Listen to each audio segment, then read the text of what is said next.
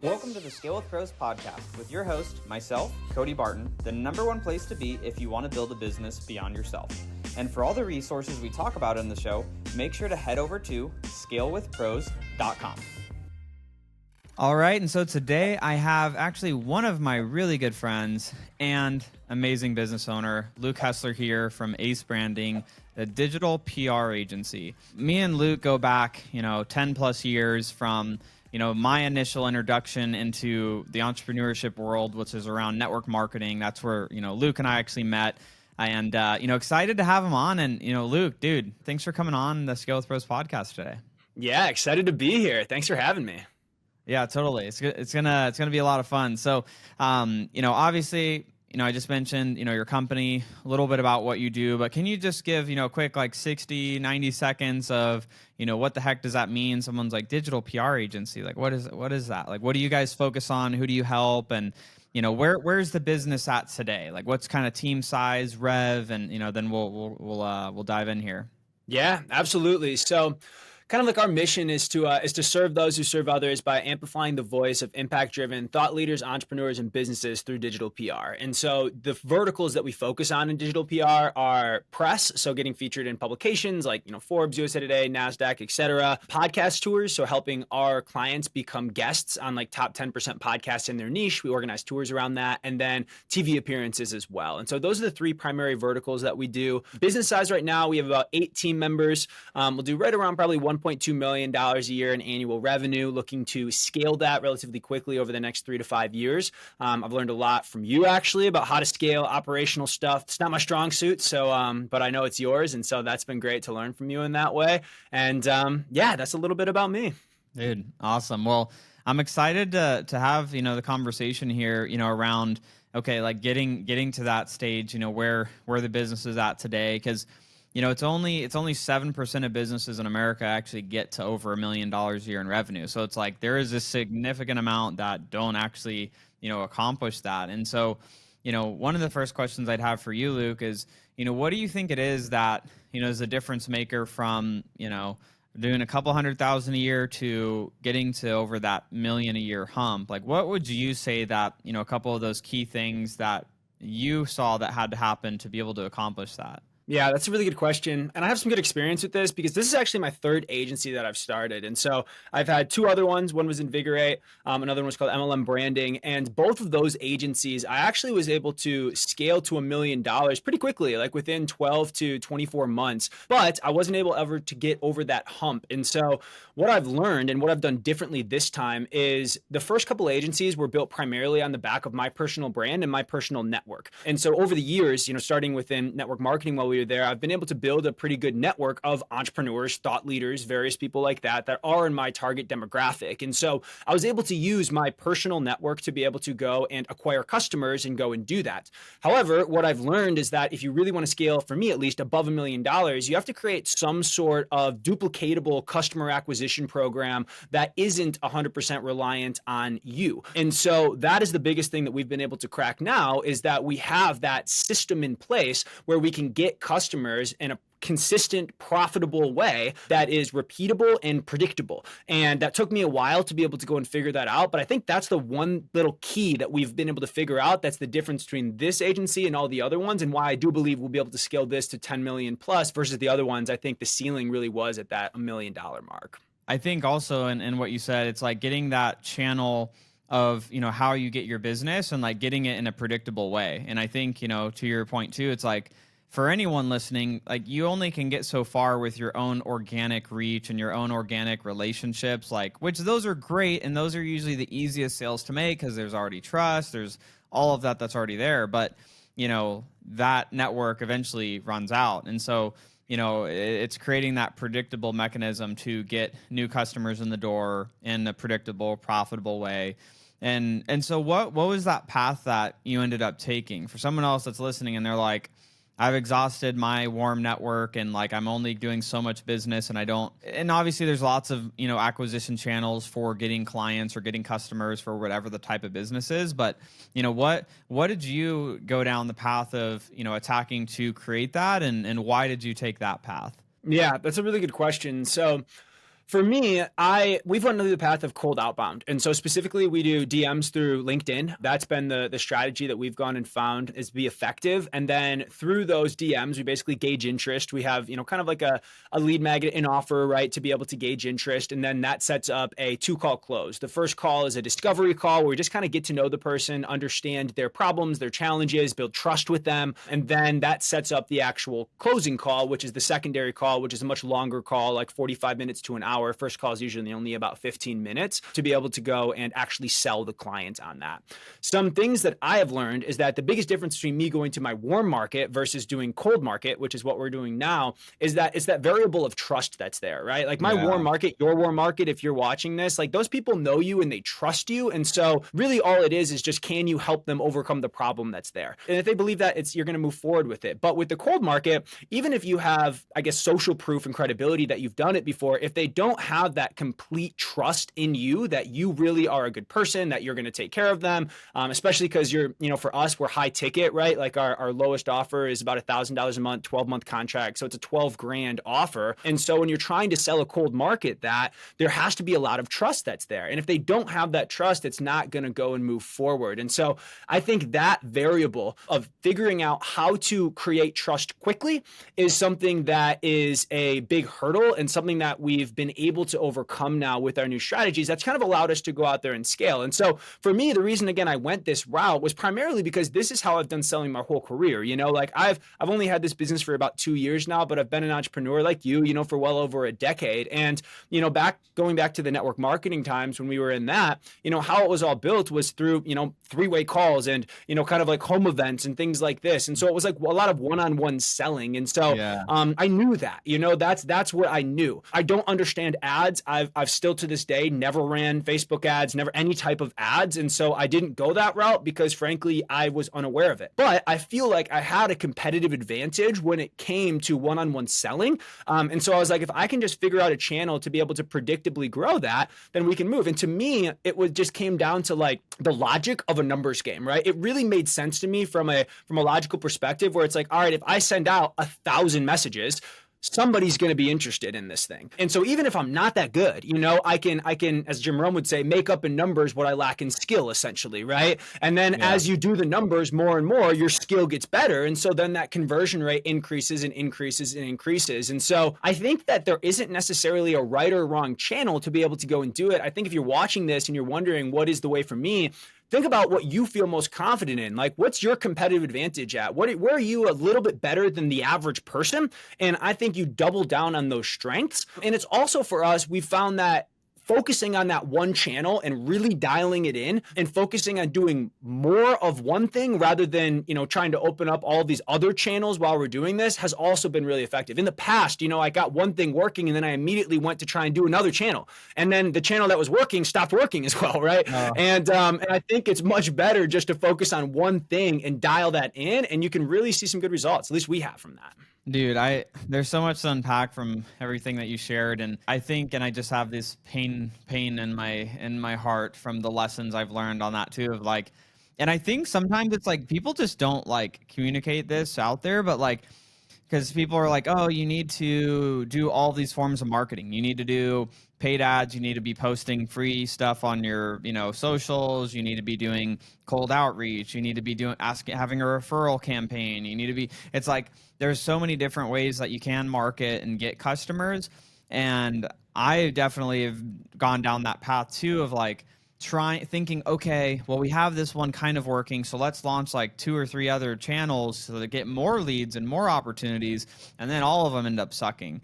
And now I'm more in this realm of like, okay, any one channel that you are hitting, you can get to $100,000 a month with each channel, and then a lot of them you could scale up to 500,000, $1 million a month with one channel before you're even adding the complexity of adding other marketing channels. Obviously, there can be the risk of only having one channel, and if something changes, it can, cause problems there. But it's like, I'm a big believer on that now, where I'm like, man, like any business that we have, it's like, let's just run it up with one channel. So we're only making tweaks and variations to that one thing before, we try to run multiple. And honestly, it's like, I feel like anytime we've tried to run like, paid ads between multiple channels and also do, cold outreach stuff or anything, it's just like none of them end up working. And I think that's where people get discouraged when they're trying to scale. And I think that's also that shiny object syndrome of like someone's doing maybe cold outreach or they're doing Facebook ads and they're like, oh, they see someone else on YouTube that's doing Google ads. And now that's where, and then they're like, I got to go do Google ad. It's like just getting that consistent result with the one channel. And that's, me saying that out loud to just always reminding myself with our different companies of like one channel, get it, super successful as defined by any channel should be able to get to 100 grand a month. And then some, vary from there of, where you can keep scaling some of them up. Paid ads can, pretty much go to the moon as long as it's profitable. But, that's been definitely, a learning lesson that I've had to go through as well. And that's definitely a challenge. And for those that aren't doing, much for their, besides just getting organic referrals and things like that, picking one strategy and then just committing to getting great at it and then just ramping it up from there before you start adding on all these other things. And I think that sometimes, I don't know about you, but sometimes it's like, I know I've made that mistake where I'm like, okay, I should add on other channels to diversify my lead flow. And then it makes it worse. Yeah. Yes. Yeah. I've fallen for that trap more times than I'd care to admit, unfortunately. And I'll say this too, like for people that are in the stage where maybe you are still talking to just kind of like the warm market and like that's your primary thing that you're doing, there's still great opportunity there because at that stage, a key for me at least was being able to build up testimonials and build up social proof so that when I did actually pick a channel to go through, you leverage those testimonials to go and help build trust, right? And show that you actually can do the things that you say you're going to go out there and do. And so if you're in that stage, it's like, again, you can't scale by just doing more market, but that can set you up essentially for whatever channel you are going to choose and be more effective, doing it that way. And so just, I think having some of that vision and realizing that, hey, if you are just doing more market, it doesn't mean like you're doing anything wrong. Like that's where everyone starts, right? And just go in and focus on that and then go and get these testimonials and then you choose your channel and just commit to it. I like to think of it like I played sports in high school. The people that I knew that were the best in sports, they focused on, one, maybe two sports, and they put all of their energy into that thing. The people that played every sport on the planet, they were usually pretty athletic and pretty good at all of them, but very rarely were they great to the point where they could get a D1 scholarship or go do something like that. I mean, you look at professional athletics, right? Like, it's not like even Michael Jordan, the best athlete arguably of all time, could not convert to professional baseball after playing professional basketball. And so to become world class and amazing at anything in any endeavor in life, it requires this focus that's there. And I think what you mentioned in this world, what's so, I guess, tempting are these distractions, because you see all these success stories on TikTok and Instagram and this and that, and you see this person making this work and this person making this work, and you want to keep jumping from piece to piece to piece. But if the reality is that all of them work, if you are willing to put in the work. And oftentimes it just takes more time than you think it's going to take. And so you have to be willing to go through the dark days, essentially, of figuring it out and struggling and all these things. And just know that's part of the journey. It doesn't mean you're failing. It doesn't mean you're doing anything wrong. It means you're doing what it takes to succeed. And the reality is most people quit when they hit that. And the people that are successful and the people that aren't are usually the ones who can just kind of push through that mundaneness and the repetitiveness of the process and have faith that eventually it is going to work out in the end, which is easier said than done, but it is, I think, a key thing. Yeah, it's so good. And, it's like that, just that consistency of just doing it and doing it and doing it. And then consistently over time, it begins to compound and scale. And it's like those first, that first little while is always slower than you want it to be. It takes longer. It costs more. The results are less than you thought. It's just like, that's just part of the game. It's funny because like, if people have that stick-to-itiveness enough to like figure it out, then they can keep adding on it. There's,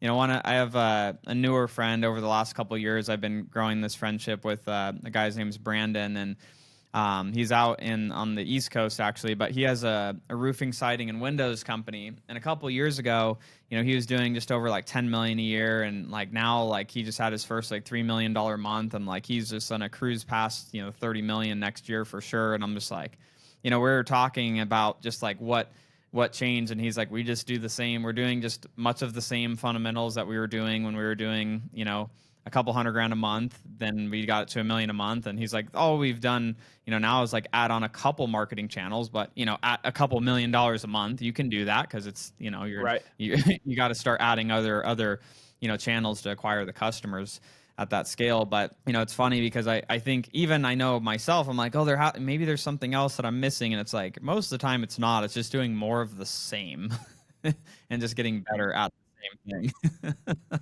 That's literally it. And it's so funny because it's such a simple answer. People think there's like a secret. Like I thought this forever, right? I was always trying to find the next thing. What is that thing? I must be missing something. And most of the time what you're missing is just time and consistent effort. Like the biggest difference between you and somebody else that's doing way better in your space is just look at their timeline, of how long they've been doing it and what they've been doing over that time. And that's essentially the only difference between everyone. It's between, you and someone else in your space that's doing way less. It's just you've been doing it for longer, and what you have been doing is effective actions. Because that's the other thing, is that there's a difference between the activity and productivity, right? You can be doing a lot, but you can be not going anywhere, because there's only a few things that are really going to push the needle in your business. And it's also very easy to get caught up on just being busy all day and not focusing on those core business building activities. And that's another thing, a trap that I found myself falling into. And now in this stage of the game, I'm really focused on, what is going to grow the company. It's either number one, acquiring a new client, or number two, making my current clients worth more.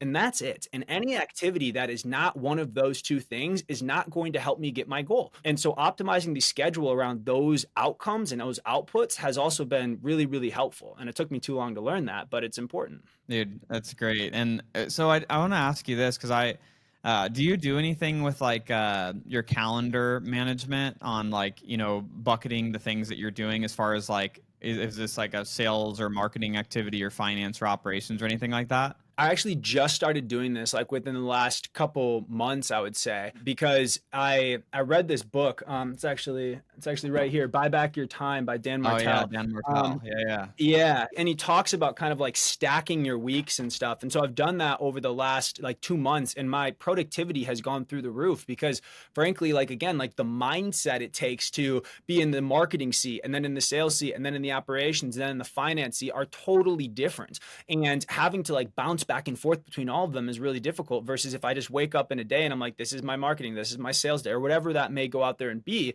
it allows me to be more effective and to kind of get in the zone faster and better. And so that's been a really huge thing that I've only recently applied. That's awesome. And yeah, no, that's something that like I've always like, not always, like the last few years I've been pretty good at batching my weeks, where I'm like, okay, like Monday, Tuesdays are my super meeting heavy days, where I like try to just stack all of my, company meetings and my one-on-ones and like all those types of things. And then I have Wednesdays, or like today that we're recording this, or my free days, where, Wednesday through Friday, I'm usually, either recording podcasts, making YouTube videos, making content for, our communities, and just having that open creative thinking, space to be able to do these things. And then not, being basically ripped back and forth in that mental space of like, okay, I'm in a marketing thing, or now I'm in a coaching a team member lack of performance thing. And it's like, so being able to stay in those states for a long period of time, I've found that I've been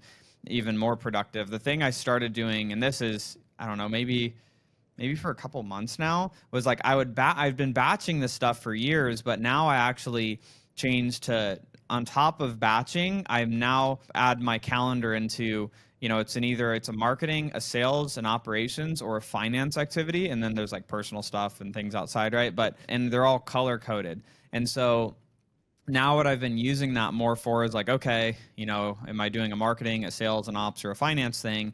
And then I could look at my week when I'm doing like my weekly review of, what I've been doing. And I'm able to see like what percentage of my time was spent in like what area of business. Was it how much time did I spend percentage wise on marketing or sales or ops or finance? And then you can have like a really honest conversation with yourself where I'm like, okay, if my number one constraint in the business, which is like, what is my number one constraint from growing to the next level? And let's say it's marketing or it's sales, one of those two. If it's marketing and I look at my calendar the last week and I spent 9% of my working hours on marketing, am I really doing what's required to fix this as my constraint? Or do I need to really rearrange how I'm spending my time on a percentage of the area that needs the attention to break past? And so that's been something I've been doing lately too. And I'm like, man, like it's a lot. That is my constraint, transparently on what I'm doing with Scale with Pros is it's now sales, because now we've got like a really good system going with like our lead gen on ads. And now I'm like, oh, I got to get, appointment setters hired. I need to be building out the sales team more. And so I'm like, crap, now I need to, be making the posts, and then also, reviewing, interviews that my HR manager is putting up in front of me. So it's like, it's always changing to whatever the constraint is. But I found that that's been something that's been helpful for me lately is like, what is my company's number one constraint? And if I look at the last week, was I actually doing the amount of action required to fix that? And if not, what am I going to do next week? I love that. I do not currently color code mine in that way, but I'm going to start doing that actually, because that's really smart. I mean, I try to ask myself those same questions, but I can't just look at my calendar and at a glance kind of be able to know it. That's what I think is really cool with your system that you have, is that, the calendar doesn't lie, right? At the end of the No, day. it doesn't. Um, yeah. So It if you does can not. have that there to guide you, I mean, that's a really, really good idea. If you're listening to this, you should start doing that. I definitely will. Dude, and it's so hard because like everyone leans into doing more of the things that they like to do. I love like product and like operations, and like I like the finance stuff, and I'm like, I can find myself like doing the things that I know could be improved in those areas and wanting to like work on those things, and like, but the things that require the attention require it regardless of what you like. And so I'm like, that's been an honest thing that I have to look at. I'm like, ah, man, like I gotta get more on my books. I gotta get more on my calendar to, show that I'm actually doing what's required to fix this constraint right now. And so that's definitely been good. It's like that, saying it's like results are often harsh but always true. And so your calendar, if you actually put in what you're doing on there, it's like it'll let you know. That's right. That's right. And then again, the result, I think that's such a cool way of doing it, because at the end of the day, it's like results are completely objective. It's either you got the results or you didn't get the results. And if you didn't get the result, then you have to change your activity or change your approach. And being able to look at the calendar and just very quickly be able to evaluate where your time was spent. I think the other part of that is that if your time is spent a lot in the marketing space, but yet the marketing still isn't working, that means that you're doing something wrong, right? So you have to now like reassess, okay, I'm spending all the hours, but I'm not spending the hours the right way. So now how should I rechange these hours or reallocate these hours in a different way to get different results? So I think that's really effective strategy and really good advice. Definitely. So that's, it's been something that's been helpful on that end, and definitely a reality check for me. I know like one of the things, for those obviously don't know from offline, but one of the things that you had, mentioned was getting your salespeople to closing to 100,000 a month. Like,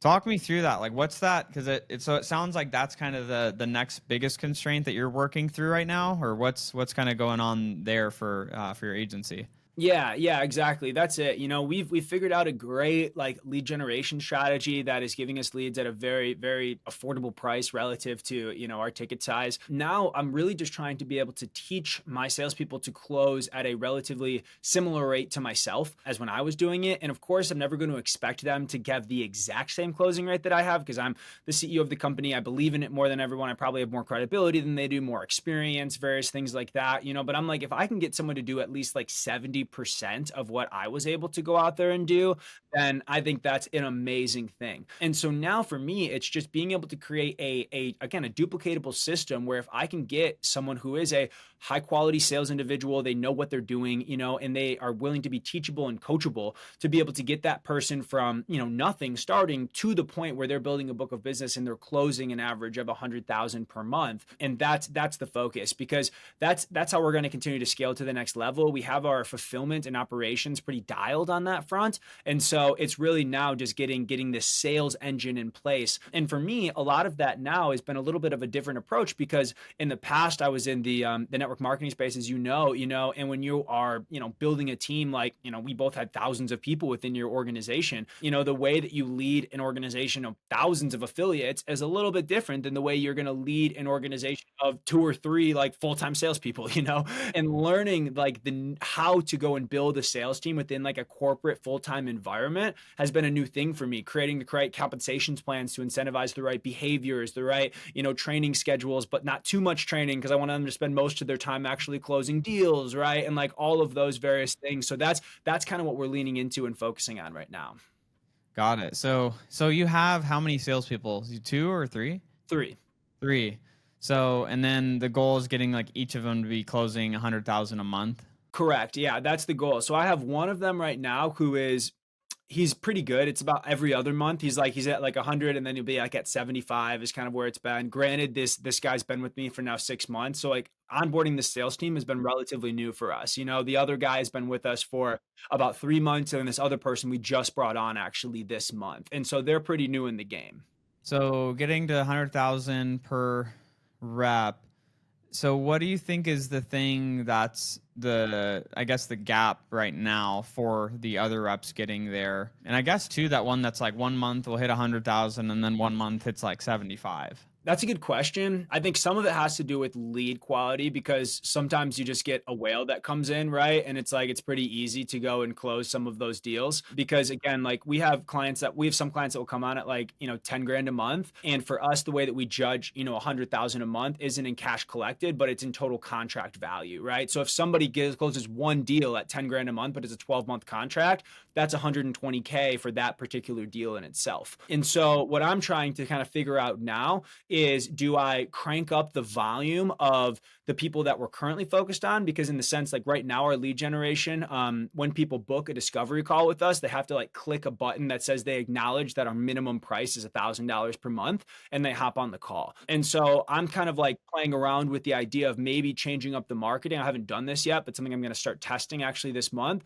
of making that be 2,500 instead of 1,000, and see if we'll have probably less calls, but if their closing rate at a higher rate and with a higher volume, then it may make sense. And so I think that there's partly the lead quality is a big thing, just because the consistency of the budget of the people. And then I think the other thing behind that is probably focus that's there, because I've also found that like when someone doesn't hit a goal, I'm on them, like really, really on it, because last month they didn't hit their goal. But then when they do go and hit the goal, I'm a lot looser with my leadership and my accountability. And I think if I kind of like kept the accountability consistent regardless of whether they hit the goal or not, then it's likely that they're going to continue to hit the goal. Because I mean, just like anybody in life, it's like if you have a personal trainer, it's like if they're showing up with you to the gym every single day, like you're going to be more likely to go to the gym and do the thing versus if you just show up by yourself. And so I think also on my end, being a little bit more involved from like a leadership and accountability standpoint would also be able to help that.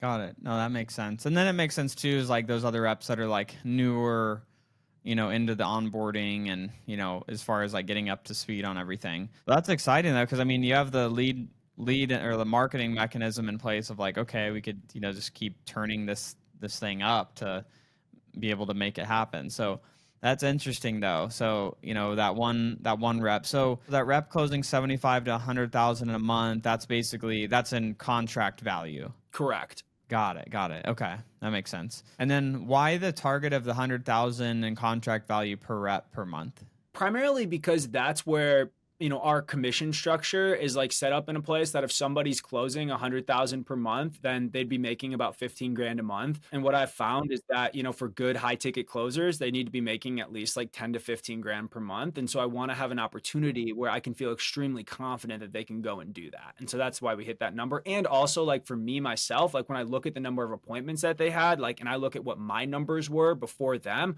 I was able to go out there and do that pretty easily. And so based off of my results in the past, and then also the amount of commission that I think that, reps need basically to have a full-time role and get excited about it, that's where we pulled that number from. No, that makes sense. Yeah, we're a big fan on like, okay, how do we get the rep to making 100, 110 grand, 120 grand a year is like minimum on the sales side. Otherwise, yeah, the quality is not always there. Exactly, and I'll say one other thing too that I think that has been really helpful is that from the guy who's been closing like 100 to 75, he's also, 52 years old and has, 20 years of PR experience. So he's been selling in this industry for 20 years. And so he knows how to have the conversations, he knows what the objections are, he knows all this stuff, and he's very confident in it. And the way that we do PR is a little bit different than traditional firms. Like the traditional offer in our space is a retainer based offer where people will pay a monthly retainer of, 5 grand a month, 10 grand a month, or whatever that retainer is. And then what happens is the PR firm will then pitch their story to all of these various outlets with no guarantee that the story will actually go and get picked up. And then even if it does get picked up, you don't really have any control over what this, reporter is going to write about you. And so the deliverables are relatively unclear. And this is, the PR industry is an $100 billion industry. And so it's been done this way for a really long time. But the way that we do it is a little bit different, where we offer like guaranteed publishing and narrative control. So like we outline the specific publications that we're going to get people in before they pay, and we guarantee to get them in that, or they don't, or they get their money back. And then also our writing team is actually working with them to write these articles. And so they can be confident that the article that is going to get written is an accurate representation of them. And so with this individual who has like 20 years of experience in the space, he hasn't seen a PR offer like this. And so and usually the complaints he got from his past clients was that they paid all this money for a retainer and they didn't get the freaking results. And so now he just has so much belief in what we're going out there and doing. And that leads to a lot of conviction, which then leads to a higher close rate. And so I also think that's a big part of it as well. Yeah, no, that makes so much sense. That's super cool too. And that's how did you end up finding him? Was that like a referral, or is that someone you guys found through like Indeed or something? Yeah, literally through Indeed. We just put out a job offer and this Shout guy out to came in and it was, Indeed. yeah, shout out to Indeed. It's great. It's interesting, just like in the recruiting, just talent world, it's like my entire team, besides now one of my sales reps wasn't, from Indeed, but everyone on our team was hired from Indeed, and it's just like all cold. And like I think there's like a really cool thing around building your company around that way too, versus like, where it's all just warm referrals or like, someone that we already know. Cause it almost gives you like the confidence and the, courage of like, I can go and hire any role in any department to do anything. And, you're not dependent on like crap. Like I don't know how to hire. So like if I had to replace this person, for whatever reason, like I would just be stuck. And that's definitely a scary place to be, but that's super cool. That's, it's we're hiring for this appointment setter role right now as of this recording. And, we're just hammering through, the Indeed applications. And, it's just, I don't know. I think that's definitely been something that, I think more business owners have to spend some time on, is like, how do they, get a mechanism for getting talent in the door too, to be able to come and do these things. Because that's your number one closer that y'all found just through, putting out an Indeed ad, that people think that these people are like magical and you can't find good people. Yeah, no, they're out there, and I really think there's something to that. And another thing I'll add on top of it is that in my first, agencies that I had, most of the people that I worked with were friends and colleagues and acquaintances, people all through like a warm market. And another thing that I felt, not only was it, was I not as confident that I could replace someone, but also it was just way more difficult to objectively hold people accountable, essentially. It's like when you have a friend that you've known for a long time and they're, not doing it, right? They're not stepping up. It's like, it's hard to be like, yo, get it together, right? And like have that hard conversation and be like, get it together or else I'm going to boot you out, right? Like that's difficult because it's like, wait a second, we have like, Thanksgiving, I went to your wedding, like this is, it's like, it's tough to like mix it in that way. When it works, it's amazing, right? But like when it doesn't work, it's a lot harder to navigate. And so now I've leaned a lot more towards, like you said, Indeed, just because we can find great talent. We can do it in a duplicatable way. And then also it's much easier for me to hold these people accountable and be able to move on, if it doesn't work, which is, I think, really important. And something for me is like a recovering people pleaser. It's hard for me to do that, like I don't like making people feel bad and like doing all these types of things. Like it's just not natural for me to go out there and do. And it makes it so much harder when it's someone that like I actually love and care about to have that conversation. And so, yeah, I've found that definitely going the Indeed and kind of like the cold market approach, for lack of a better term, for hiring has been better for us too. And I think one of the things I like on it too is like it, it gives you that confidence of like, okay, you can go and build any of the areas of your team that you need to. I definitely like the hire, getting someone in the company that, it starts as like a business professional relationship that then can be friendships. You can build friendships with people on your team, but there's always that, hey, this was like business before it was the friendship. And like, this, for those that do maybe have friends or family that work in, like I always, coach people on, our different companies that maybe have, family members or friends that work with them. It's like you have to put on your friend hat, or you have to put on your business owner or whatever the role is that you hold as hat, and it's like knowing when to be able to shift between those hats. And this is, you met DJ at my bachelor party, but recently brought on DJ to, into a closer role at Skilled Pros. And so, with him, like when we were first bringing him in, I was like, hey, like I'm going to sit down and I'm going to put on my like Cody, CEO of the company hat, and we're going to have this conversation. And this is how that'll be. And then, just kind of like set the stage. Like when he was starting, I'm like, there's going to be the Cody puts on his work hat, which is, this role that I am accountable for here. And then there's, when we're out playing volleyball with our friends, that I put on the Cody just we're friends hat, and like I'm not in that place, and it's like you almost have to like frame that where it's like I'm putting on like the work hat, and like this is the conversation that we're having, and this doesn't have anything to do with like our personal friendship or any like attack that people could feel of like, it's like, oh, like, where people can get emotional sometimes, but it's just like this is the hat I'm currently putting on, and the responsibility of that hat I've found to be helpful for me to have the conversation and to just call it out. It's like, hey, like we have two roles in our life together. It's like we're friends, or it's like we're family, or, but then there's this other side there's also the work side of what we are accountable for here. Yeah, no, I mean that's 100% it. I mean my COO, right, is my brother-in-law, right? And so we have to do that exact same thing. And it's literally what I found to be the most effective is exactly what you just said. It's literally communicating that, hey, I got to put on the CEO hat right now. And then I talk to him in a way, but then also I'll, in the same conversation, sometimes I'll also be like, but now I got to put the brother-in-law hat on, and like, this is that. And sometimes it's in the exact same conversation, but without that frame, it's so difficult to communicate effectively. And so, yeah, if anyone on here is working with friends or with family, like adding that to your communication is an absolute game changer. It's something I didn't do in my first agency, and it showed, the results were there, and now I do it in this one, and our relationship is fantastic, and it's a great way. So yeah, I think that's amazing advice, Cody.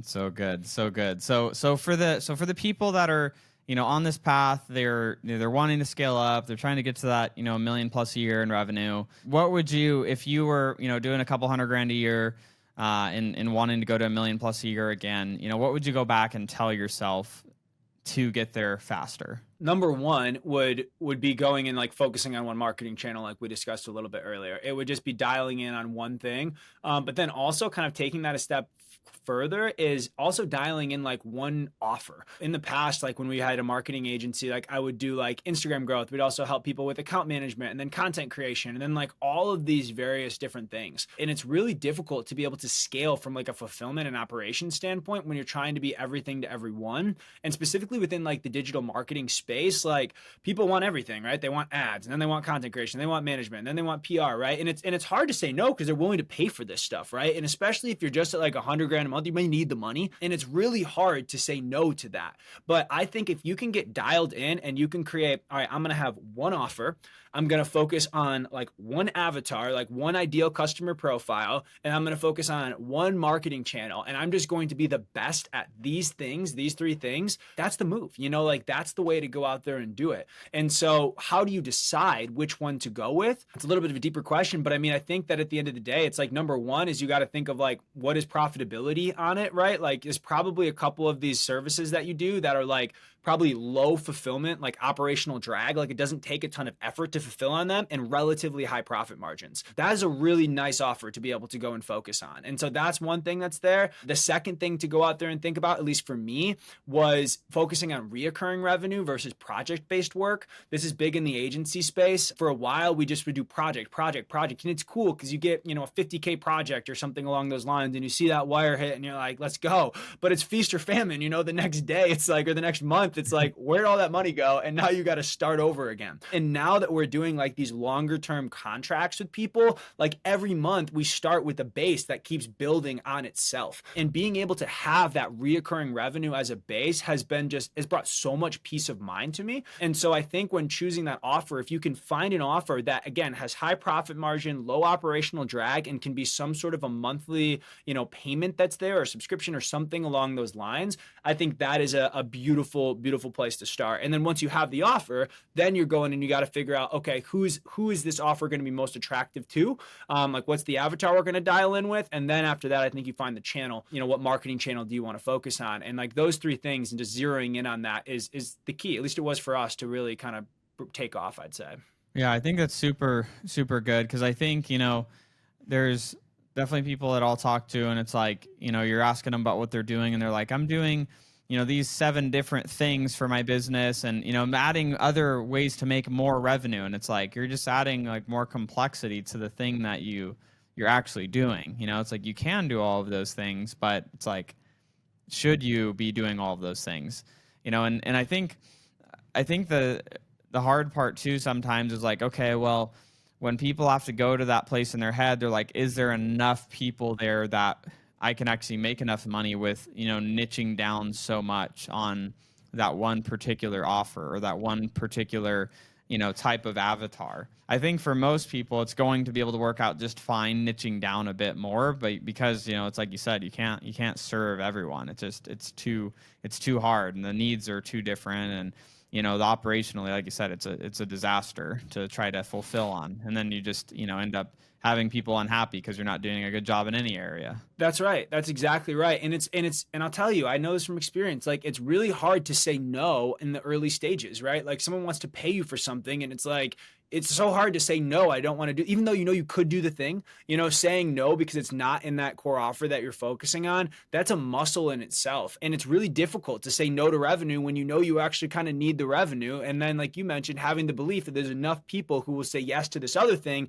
that it will justify the no to this thing. I just want to encourage people that they do it. It is a big enough market, likely. Okay. I don't want to generalize for everyone, but like the markets are bigger than you think they are. Okay. They are much bigger than you think they are. And you can probably also, I'd say this, don't be scared to sell high ticket. Like I had a big belief that and it was a limiting belief that there's no way some person I don't know is going to commit to a 12-month contract, for someone that they've never met off a random DM on Instagram or on LinkedIn. There's just no way people are going to go out there and do that. And so that was a big reason I didn't sell 12-month plans because I had a belief that it wasn't going to happen. And then I met somebody who was doing it and they're like, dude, you can definitely do this. Just try it. And then I started doing it and I'm like, oh my gosh, this is so easy. And the best part about it is that not only is it best for me because we get the reoccurring revenue, but it's also best for the client because quite frankly, especially from a PR perspective, you can't just get in one article and then now your PR is perfect. It is a commitment. It is a process that you really have to go through. And so when we have 12 months with someone, we can really provide value. And when we're charging higher ticket, now our margins are better and it allows us to get them better services. And so now not only are we, providing, again, getting more recurring revenue, but now we're also doing a better job of delivering for that client. So now client satisfaction went up as well. And so I think one of the easiest ways to be able, and I got this from Alex Hormozy, but one of the easiest ways to be able to make more money is just solve richer people's problems. PR for a person who has a business doing $1 million a year is worth one number. PR for someone having a business that's worth $100 million a year is worth another number. It could be the same Forbes article, but that one person, because of the size of their business, the perceived value of that service is significantly different. And so I think just also having the confidence to be able to charge high ticket, being willing to go out there. And again, for me, it was breaking that limiting belief of people that don't know me would never sign a 12-month contract with me, figuring out where those limiting beliefs are in your head and just attacking them. I think that's a huge thing. Dude, that's so good. And that's actually something I'm going to be doing different too with, like how I'm building out Scale with Pros and, on the back end of our membership community, we have, our retainer services. And that was something I was telling the team. I'm like, look, we don't have to build this thing super fast where we just have to throw in people just for the sake of throwing in people. But what I want to do, and like, following similarly to what you're doing, is like we're going to be signing people on 6 or 12 month contracts. We'll have an initial like couple months where it's like a higher ticket, and then we have our retainer services of like 6 to 12 months after. But like that is the exact path we're going down. Because like you said, it's like you can serve them better because you could then spend more time because you're making more per customer. So you don't have to like go and get just another customer, go and get just another customer. And I'm heavily on that side. And I understand now why so many of the big companies, they do these contracts, because they're like, let's, get them in the contract. Like we're working long term on this thing together. And so that's something that, I'm making that shift on with, the way that I'm going to be building, or we are building out Scale with Pros. And, it's like you could serve less people and make more money, and you can serve them at a higher level. It's just like, it's a win-win-win all around the board. It's just, but it's having to like get over that fear of like not taking the money of the person that wants to like work with you for just a short period, or like, can you just get me this like one little thing, Luke? And it's like saying no to those to not like, then have a mess later. That's exactly right. That's exactly right. And I'll tell you this, my first agency we did, it was focused on like Instagram growth, and it was a low ticket Instagram growth. We were charging like $250 a month or something along those lines, or maybe it was 150. It was, I think it ranged from like 150 to 250 per month. And we grew that to like 600 clients that were paying us on a monthly basis. And the customer service for that is ludicrous. It is the biggest pain in your butt, okay, ever. It's like when you really, and you got to run the numbers, right? Like if your goal is to make a $10 million per year business, and it's like, all right, what's your ticket size, right? At 150 per month, you need to have thousands of these customers that are there in order to go out there and do that. And now think of what the operational infrastructure would have to be able to go and do that. It's just intense. It's a lot, And so I think that, at least I know for me, when I first started out, I had this limiting belief around, charging high ticket. But now through experience, for all the reasons that you just mentioned, I truly believe it is the best way to go. 100%. It's a win for everybody. And the other thing that we could just laugh about is those lower ticket customers always have the most needs and the things, and like, it's like that meme that, you see floating around on Instagram. It's like, the $100 or $1,000 clients, like, I'm entrusting you with my life savings, and, is this really going to change everything for me? And like, can I get one-on-one time with you and all of this stuff? And, I had this guy that I'm not going to say his name, but I just got, started working, Scale with Pros on the elite side. We have this high ticket, it's a 30K deal. And, he paid yesterday, and, it's just funny. It's like, hey, I'll pay when I get home. I'm like, okay, sounds good. Excited to work with you. And then he just text paid. And it's like, okay, like, you know what I mean? It's just like like with people that already have money and are doing well. It's like, it's different, the clientele that you choose to work with on the higher ticket, which is also, a preference to work with the less needy people. That's so true. And it is a funny meme, but it's so real, and you think about why that is. And it's because it's relative investments, right? Like to somebody who has, I don't know, $50,000, $40,000 in their bank account, spending $30,000. So let's say if it's even simpler things. So for me, we used to sell $500 per month PR plans. That was something we used to do. We eliminated that, right? But for somebody who has a business that is doing, $5,000 a month, for them to spend $500 a month on PR, it's 10% of their entire budget. And I would never tell someone to do that. Like it should be like 2 to 3, maybe % of your budget should be going towards this. So like now they have 10% of all their revenue that they're doing is going towards this marketing channel. So it's like, it has to go and work for them. And when they think work, it means like, it just needs to bring in customers without me doing anything. That's in their mind of it working, right? But that's not how PR works. And so it's like versus a client who, is doing 10 million a month, right? Or 10 million a year, let's say $1 million a month, like them spending 10 grand a month, like relatively speaking, is such a small fraction of their total budget that they're doing. They have much better expectations, and they have less that's kind of like on the line essentially with it. And so that's why I think sometimes it's actually easier to sell these higher ticket and these wealthier people, is because relatively speaking, it's actually less money for them, even though the dollar number is more, but the percentage of their wealth that they're investing is so much less that they're less emotionally attached to it. Yeah, that's so true. And it's also like, it goes to Hormozi's thing he talks about. It's like, it's like these richer or wealthier people, like they want to get by their time back. Like they don't want to have to Mm, like, it's good. it's like make it faster, more convenient, and where they don't have to deal with it. And it's like there's so much more value to these wealthier people that they're like, okay, you can just solve all that. Yeah, yeah, please just do it. Go ahead. We'll That's talk right. later. But yeah, handle it. That's exactly right. That's exactly right. And it's hard to like believe that when you're just starting out and you haven't had these conversations and stuff. So like I acknowledge that for people listening to it. You can be like, well, easy for you to say, you have businesses doing this, this, and this. Of course they're gonna trust you with your money and stuff like that. But it's like the reality is that like it's we didn't start here, number one. And number two is it's like it's really a confidence that people are purchasing, right? It's like when they sit down with you, the question is just, can you help them solve the problem, right? Like you mentioned, can you help them get their time back or whatever it is that they're trying to invest in? All they care about is that solution. And so if you can get them that and they believe that you can get them that, then they're willing to pay you the money. Even if you're just starting out, it doesn't matter to them. All they want is the solution at the end of the day. The only reason having experience helps is because there's a higher likelihood that they're going to believe that you're going to be able to give them the solution because you've helped so many other people do it in the past. But you can also use this to your advantage, where if you a small team, you can be like, hey, well, if you go with, I was just PR, right? It's like, why would you go with,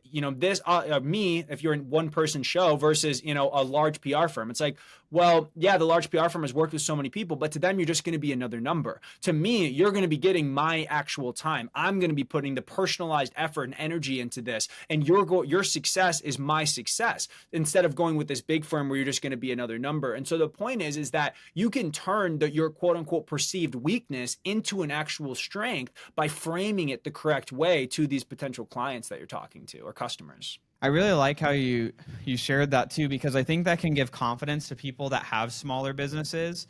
Because a lot of times, like I know from people that I consult with, or people in our Scale with Pros group, and they're like, it's like, how do I compete with the bigger guys? And it's like, this company, they just do so much more, and like they have their whole team that does their customer support and the this and the that, and they're like, it's me and my my wife doing, it's like that. I think exactly your point is like, you get to sell them on the owner is directly involved with the success of your project or your service, and what that means versus hey, if you go to the other big company, yeah, you can go with them, but like not only is the owner not going to be the one that's servicing your account, it's going to be some director over a department that manages a manager of within that department that then manages the individual team member that's going to be doing the work on your account. So it's that, or me as the owner of this business that's a professional that knows how to do it, that has a small team, that cares and wants to dive in directly and touch your project as the owner and the leadership team here at this company. It's like that's a pretty big difference when you break it down. Yeah, exactly. That's exactly correct. And so it's about like framing it, right? It's like the situation's the same, but how you look at it and how you communicate it to the client is the biggest difference. And so, yeah, use what you think is your weakness, and you can actually reframe that as your biggest strength, when it comes to closing these clients. Yeah, I love that. So, Luke, I know we're going over a little while on the time here, so I wanted to ask you. So, because this is a question I just like asking everyone. What was one of the biggest challenges that you had to overcome in terms of delegation as we get close to the end here, like to be able to go to that next level? Because I'll tell you this, it's probably the number one, top one or two things that people say is just like, oh, there's no good people, or I can't hire good people, or the people I hire suck. And like, it's usually like a delegation issue.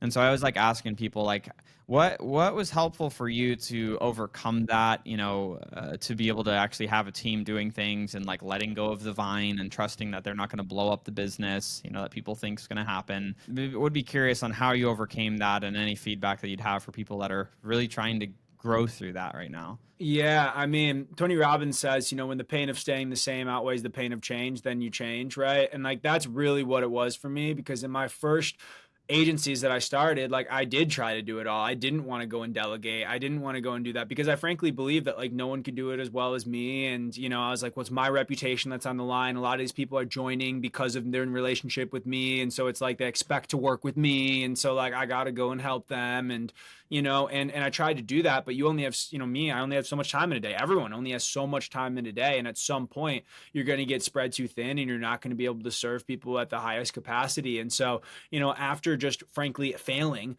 enough times over and over again, trying to do it by myself, it was like, all right, well, if, definition of insanity is doing the same thing over and over again and expecting a different result. And so it hasn't worked so far. So let's try this whole delegation thing. And it was really difficult for me to start, but then when I started delegating, the ship didn't burn, like it didn't sink. And actually what happened after the first time I delegated was when I really brought on like customer success and fulfillment and things like this. And it wasn't me doing that side of it. Our customer satisfaction rating actually went up because he was more available, more on top of it, because he wasn't doing sales calls on top of doing customer success, right? So he could respond quicker and he could really be there for them.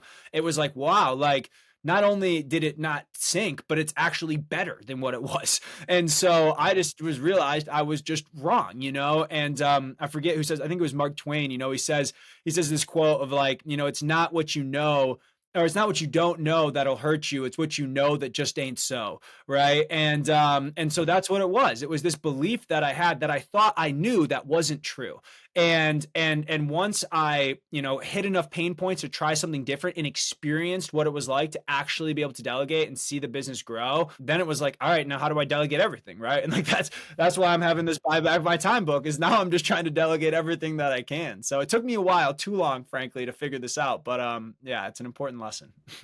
No, and it's good, and it's like it's a lot, and that's why I always like asking on literally every episode. I'm always asking that delegation thing because I want to see more business owners be able to do that, because go from working so much in the business to more on the business, having a team, and everything I talk about in here is like we want to show people how to build high profit self-managing companies, and part of having a self-managing company is you have to have team members that can do the stuff to run the business so you can be free. That's right.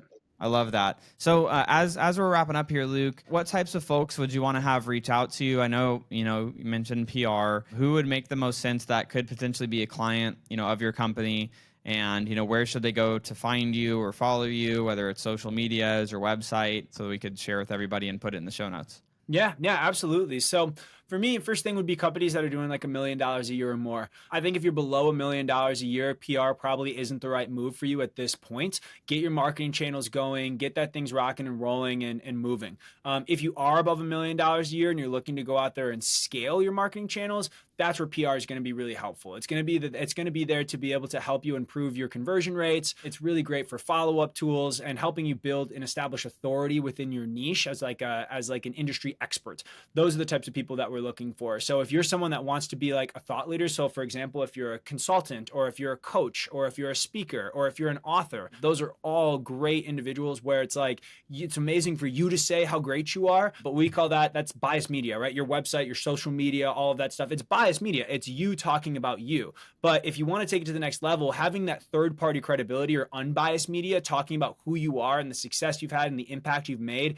it really does make a big difference. And so those are the types of people that we'd be going and looking for. And then from a traditional like enterprise business standpoint, Google yourself today. If you have an enterprise business, Google yourself today and what comes up. Like what we want to be able to do is basically make it so that your sales pitch can be Google me. And when people Google you, like that online reputation is enough credibility to go and get someone to be like, okay, this person's legit. And if you're not at that point yet, then, reach out, talk to us. We'd love to be able to go and help you improve that Google reputation. And then of course, in addition to helping improve that, teach you how to be able to go and leverage that and actually turn it into revenue and results. And so best way to get a hold of us is you can, reach out to me on Instagram, go to our website, acebranding.com, schedule a consultation. We do a 15-minute discovery call with you. And that's, it gets actually 15 minutes. It's no obligation. You'll get on with one of our team members and they're going to figure out, okay, are you a good fit or not? And if they're not, they're going to be honest with you and tell you that. And if you are, we'll put together a custom PR plan for you to be able to go and review and go from there. Awesome. Well, Luke, thank you so much for hopping on and sharing so many good nuggets with everybody.